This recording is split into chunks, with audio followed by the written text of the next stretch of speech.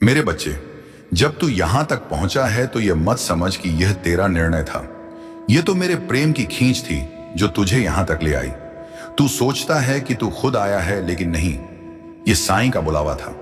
मैं जानता हूं तू थका है, उन सवालों से जो किसी ने नहीं सुने, उन चेहरों से जो मुस्कुराते तो हैं पर तुझे समझते नहीं, और उस खालीपन से जो भीतर ही भीतर तुझे हर दिन निगलता जा रहा है। आ मेरे पास बैठ, मेरे पास। और अब सुन, आज मैं वो नहीं कहूंगा जो तेरा मन सुनना चाहता है। आज मैं वो कहूंगा जो तेरी आत्मा जानना चाहती है। तेरी हर रात जब तू चुपचाप रोया, मैं वहां था। जब तूने तकिए में मुंह छुपाया, मैं तेरे सिरहाने बैठा था। जब दुनिया ने तुझे समझा नहीं, तब भी मैं तेरी हर धड़कन को सुनता रहा।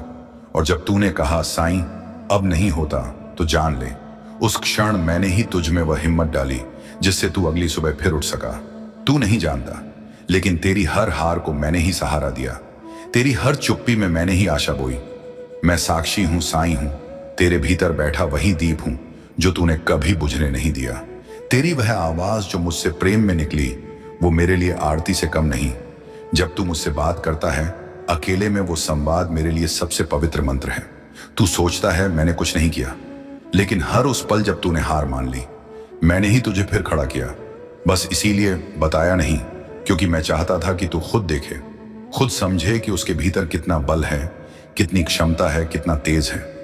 देख मेरे लाल, जब तक तू खुद को नहीं जानता तब तक मेरी कृपा भी अधूरी लगती है। और जब तू अपने भीतर के साए को पहचान लेता है, तब संसार का कोई दुख तुझे छू नहीं सकता। इसलिए अब उठ, नए भाव से, नई दृष्टि से। अपने सवालों से भाग मत, उनसे दोस्ती कर, क्योंकि उन्हीं सवालों में तेरे उत्तर छुपे हैं। अब चल मेरे साथ, क्योंकि जहां साईं होता है वहां राह खुद बनती है। जब तू मुझसे कुछ चाहता है, सफलता, प्रेम, शांति, अस्थिरता, तो पहले यह समझ ले कि मैं कभी कुछ यूं ही नहीं देता। मेरे बच्चे, जो आत्मा इन वरदानों को संभालने के योग्य नहीं, उसके हाथ में उन्हें देना वैसा ही है जैसे किसी नासमझ को तलवार सौंप देना। जो पौधा अभी जमीन में जम नहीं पाया, अगर उसे तपती धूप दे दूं तो वह मुरझा ही जाएगा। इसीलिए मैंने तुझे थामने के बजाय तुझे अनुभवों की आग में तपाया। तुझे उन रास्तों से गुजारा जहां तुझे ठोकरें लगी, जहां तुझे अकेला लगा, जहां अपनों ने पराया कर दिया। मैं जानता हूं उन चेहरों को जो मुस्कुराकर तुझसे झूठ बोले। मैं जानता हूं उन रिश्तों को जिन्होंने तुझे सिर्फ अपनी जरूरत के वक्त याद किया। मैं जानता हूं तेरा टूटता हुआ भरोसा, तेरी आंखों के वो आंसू जो तूने किसी को दिखाए नहीं, पर यही सब तुझे उस जगह तक ले आए हैं जहां आज तू खड़ा है, मेरे सामने, मेरी बात सुनने को तैयार। तू पूछता है कि जब तूने किसी का बुरा नहीं किया, फिर तेरे साथ ऐसा क्यों हुआ? इसका उत्तर सीधा है बेटा, दुनिया नियत नहीं देखती, जरूरत देखती है। पर साईं तेरी नियत भी देखता है, और तेरा धैर्य भी। मैंने सब लिखा है, तेरा हर घाव, हर आंसू, हर चुप्पी, सब मेरी किताब में दर्ज है। और अब वक्त आ गया है तुझे वो लौटाने का जिसकी तुझे प्रतीक्षा थी। पर उससे पहले मैं तुझसे एक वचन मांगता हूं। तू अपनी आत्मा को सच्चा रखेगा, अपनी नियत को निर्मल रखेगा, और जब मेरी कृपा तुझ पर बरसे, तब अभिमान नहीं, विनम्रता ओढ़ेगा, क्योंकि जो झुकता है वही मेरी नजर में ऊंचा उठता है। अब चल, तेरे जीवन में वह प्रकाश उतरने वाला है जो अंधेरों को खत्म कर देगा। तू तैयार हो जा, क्योंकि इस बार मैं खुद तुझे थामने आया हूं। जब तू यह सोचता है क्या मैं योग्य हूं, तो मेरे बच्चे सुन, तू ही तो है जिसे मैंने अपनी दृष्टि से चुना है। जब यह संसार तुझे भूल गया, जब अपनों की भीड़ में तू अकेला रह गया, जब हर दरवाजा बंद हो गया, तब मैंने तुझे अपने द्वार की ओर खींचा, क्योंकि तू वह आत्मा है जिसमें अब वो अग्नि जलने वाली है जो ना केवल तुझे रोशन करेगी, बल्कि दूसरों के जीवन का अंधकार भी हर लेगी। तेरे स्पर्श में अब साईं का करुणा स्रोत बहने लगेगा। तेरे शब्दों में मेरे आशीर्वाद की गूंज होगी। अब तू भोगने वाला नहीं, देने वाला बनेगा। तू वो माध्यम बनेगा जिसके जरिए मैं इस धरती पर दया, शक्ति और प्रेम पहुंचाऊंगा। और आज मैं तुझे वो मूल सत्य बताने आया हूं जो बहुत कम लोगों को दिया जाता है। क्यों कुछ आत्माएं ऊंचाइयों तक पहुंचती हैं और क्यों कुछ जीवन भर सिर्फ संघर्ष ही देखते हैं। यह संसार किसी टोने, तंत्र या कर्मकांड से नहीं चलता। यह तो ऊर्जा का खेल है, और तू वही ऊर्जा है। तू खुद को केवल यह शरीर, यह चेहरा, यह नाम मान बैठा है, लेकिन मैं जानता हूं तू सिर्फ मांस और हड्डियों का पिंड नहीं है। तू वह दिव्य ऊर्जा है जिससे पूरा ब्रह्मांड संचालित होता है।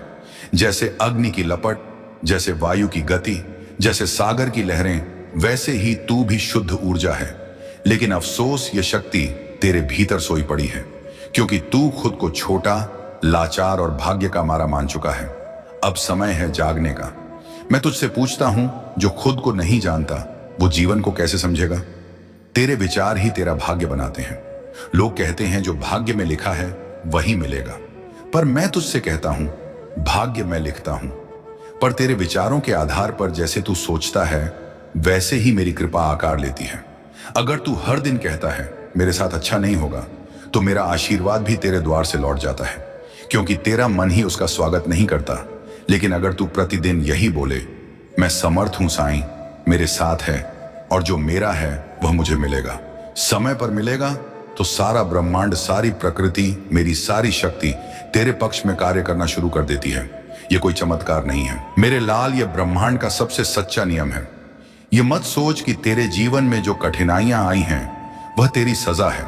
सुन मेरे बच्चे, वे तेरी शिक्षा थी। तू हर बार रो पड़ा जब कोई तुझसे दूर हुआ, जब कोई अवसर हाथ से निकल गया, जब किसी ने तुझे धोखा दिया, पर तू यह नहीं समझा कि वह सब कुछ तुझे तैयार कर रहा था उस मार्ग के लिए जिसे सिर्फ तू ही चल सकता है। हर धोखा, हर तिरस्कार, हर असफलता और हर अकेलापन, ये सब मेरे भेजे हुए शिक्षक थे। ये तेरी आत्मा को तराशने आए थे, ताकि जब मेरी कृपा तुझ पर बरसे तू उसे संभाल सके। मैं मां काली तुझसे कहती हूं, तेरे जीवन की सबसे बड़ी लड़ाई बाहर नहीं, तेरे भीतर चल रही है। तेरे मन में दो आवाजें हर दिन लड़ती हैं।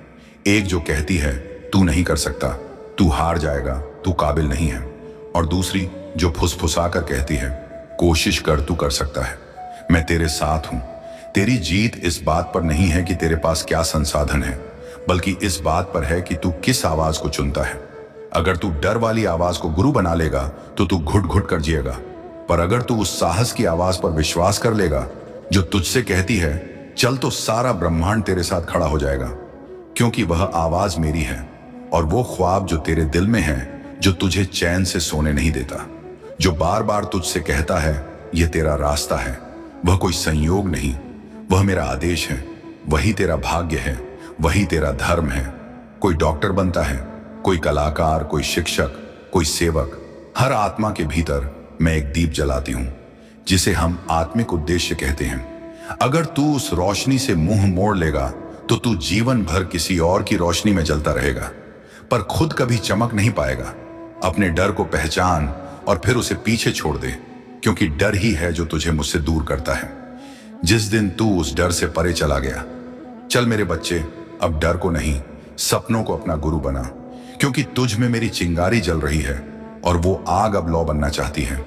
जो तुझे रोकता है बोलने से, आगे बढ़ने से, मांगने से और खुद पर विश्वास करने से, वो कुछ नहीं, सिर्फ डर है। और बेटा, डर केवल कल्पना है। डर उस भविष्य की तस्वीर है जो अभी बनी ही नहीं, पर तू उसे सच मान लेता है। और जब तू उस झूठ पर विश्वास करता है तो मैं भी तेरे विश्वास का मान रखता हूं और वही तेरा सच बन जाता है। अब सोच, अगर तू ये मान ले कि मेरे साथ साईं बाबा हैं, तो फिर मुझे क्या डर? तो फिर कौन सी ताकत है जो तुझे रोक सकती है? सुन मेरा एक रहस्य। हर रात सोने से पहले अपनी आंखें बंद कर और अपने दिन भर की सारी बातें, अपने दुख, अपने सपने, अपनी उलझने, सब कुछ मेरे चरणों में रख दे। और फिर सिर्फ इतना कह, साईं अब सब आपके हवाले हैं, जो करोगे वही सही होगा। यह एक वाक्य तुझे वो शक्ति देगा जो इस दुनिया की कोई ताकत नहीं दे सकती, क्योंकि जब तू खुद को मेरे हवाले करता है तब मैं स्वयं तेरे जीवन का संचालन करता हूं।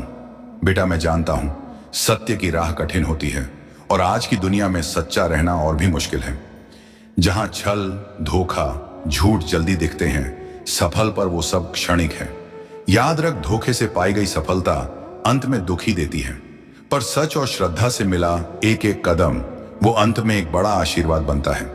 इसलिए अगर तू मेरा है तो तुझे सत्य की राह पर ही चलना होगा, चाहे जितनी भी कठिन क्यों ना हो। पर तेरा जीवन किसी चमत्कार से कम नहीं होगा अगर तू बस एक बात समझ जाए। ध्यान, दिन भर तू बहुत कुछ सोचता है पर खुद को नहीं सुनता। हर दिन सिर्फ 15 मिनट बस शांत बैठ मेरी तस्वीर के सामने या आंखें बंद कर कोई मंत्र नहीं, कोई शब्द नहीं, सिर्फ अपनी श्वास पर ध्यान दे, क्योंकि श्वास ही तेरा जीवन है। और जब तू श्वास पर ध्यान देगा तब मैं तेरे भीतर प्रकट प्रकट हो जाऊंगा। बेटा, जब जीवन की राह बार बार तुझे एक ही मोड़ पर लाकर खड़ा कर देती है, जब तू हर बार एक नई शुरुआत करता है पर भीतर से वही खालीपन, वही थकावट फिर लौट आती है, तब समझ ले यह तेरे बाहर की दुनिया की समस्या नहीं है, यह तेरे भीतर की दिशा की पुकार है। तू सोचता है कि तुझ में मेहनत की कमी है, लगन की कमी है, पर सच तो यह है कि तेरे अंदर बैठा तेरा ही चंचल मन हर बार तुझे भटका देता है। एक दिन कुछ अच्छा लगता है, दूसरे दिन वही बोझ जैसा लगता है। यही मन की चाल है बेटा। तू जितना उसके पीछे भागेगा उतना वह तुझे थकाएगा। साईं कहता है, तेरा मन तेरा सेवक है, तेरा औजार है, वह तुझे चलाए नहीं, तू उसे साध। तुझे लगता है तेरे प्रयास अधूरे रह जाते हैं, पर वो अधूरे नहीं होते, वो तेरा मन अधीर हो जाता है।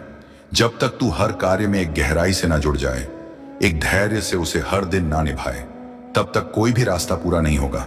और यह दुनिया तुझसे परिणाम मांगती है, पर मैं तुझसे केवल एक बात मांगता हूं, एक सच्चा संकल्प कि चाहे मन कितना भी चिल्लाए तू रुकना नहीं। तू हर सुबह उसी राह पर फिर उठ खड़ा हो, चाहे अंदर कुछ भी हो रहा हो। बेटा, जो रोज उठकर उसी रास्ते पर चलता है वही एक दिन वहां पहुंचता है जहां लोग सिर्फ सोचते रह जाते हैं। और जब तू मन की आवाज को चुप करा देगा, आत्मा की पुकार सुनने लगेगा, तब साईं तुझ में प्रकट हो जाएगा। तब हर राह स्पष्ट होगी, हर कार्य में प्रेम होगा और हर परिणाम तुझे वरदान लगेगा। अब निर्णय तेरा है, मन की बात मानेगा या आत्मा की। बेटा, तू जब बार बार अपने आप से यह कहता है कि मैं किसी किसी काम के लायक नहीं, तो समझ ले ये तेरा सत्य नहीं, ये तेरा भ्रम बोल रहा है। असल में कमी तेरी क्षमता में नहीं, तेरे मार्गदर्शन में है। और वह मार्गदर्शन कोई और नहीं, तू खुद ही दे सकता है आपको। मन तभी भटकता है जब उसे ध्येय दिखाई नहीं देता। तू जब किसी काम में लग जाता है, चाहे वह पढ़ाई हो, कोई व्यापार हो या साधना, आरंभ में सब कुछ सुंदर लगता है, जैसे सब सुलझ जाएगा। पर जैसे जैसे दिन बीतते हैं, तेरे भीतर से एक स्वर उठता है, अब यह भारी लगने लगा है, अब मन नहीं लगता, शायद यह मेरे बस का नहीं। और वहीं से तू थकने लगता है। बेटा, यह थकान तेरे शरीर की नहीं, यह तेरी दृष्टि की थकान है। तू जिस काम को पहले सपना समझकर चला था, अब उसे सिर्फ जिम्मेदारी समझने लगा है। और जहां जिम्मेदारी बिना प्रेम के निभाई जाए, वहां रस चला जाता है। अब सुन साईं तुझे क्या कहता है। कोई भी काम अगर उसका अर्थ तू केवल रोजमर्रा की दौड़ में तलाशेगा तो वह बोझ बन जाएगा। लेकिन यदि उसी काम को तू अपने बड़े उद्देश्य से जोड़ दे तो वही कर्म तपस्या बन जाएगा। उदाहरण के लिए तू पढ़ाई कर रहा है, अगर तू इसे सिर्फ विषय समझेगा तो हर पन्ना बोझ लगेगा।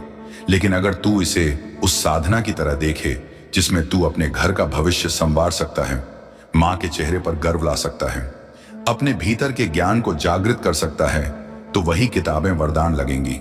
अगर तू कोई काम कर रहा है, नौकरी या व्यापार, और सिर्फ पैसा कमाने के लिए कर रहा है, तो हर सुबह भारी होगी।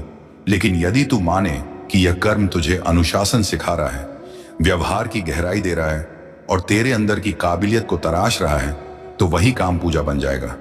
बेटा, काम तब तक साधना नहीं बनता जब तक उसमें तू स्वयं को ना देखे। और जब तू अपने कर्म में अपने उद्देश्य का प्रतिबिंब देखना शुरू कर देगा, तब थकान, उलझन और भ्रम ये सब तुझसे दूर भागेंगे। साईं कहता है, जब तू काम में अर्थ खोजेगा तभी वह कर्म तुझे ऊपर उठाएगा। अब तय तुझे करना है, काम को घसीटना है या उस पर चढ़कर ऊंचाई की ओर बढ़ना है।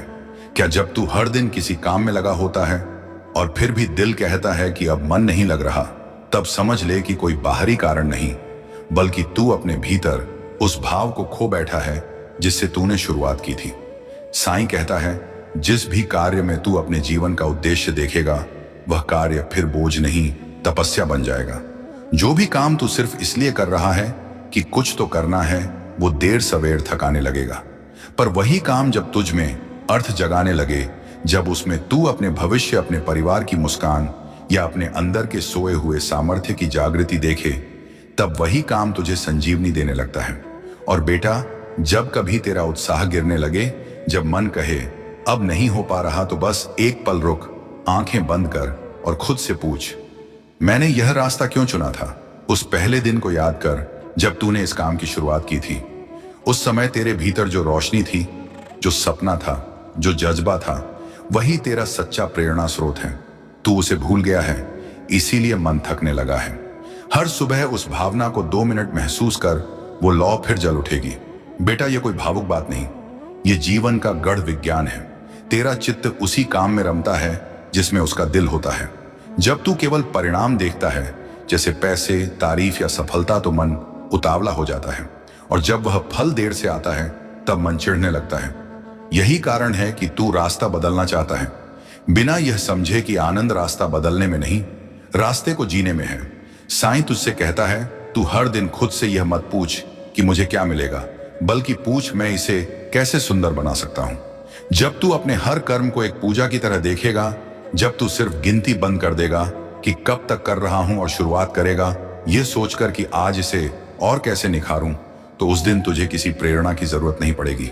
उस दिन तेरा मन साधक बन जाएगा और जीवन स्वयं साक्षात्कार बन जाएगा।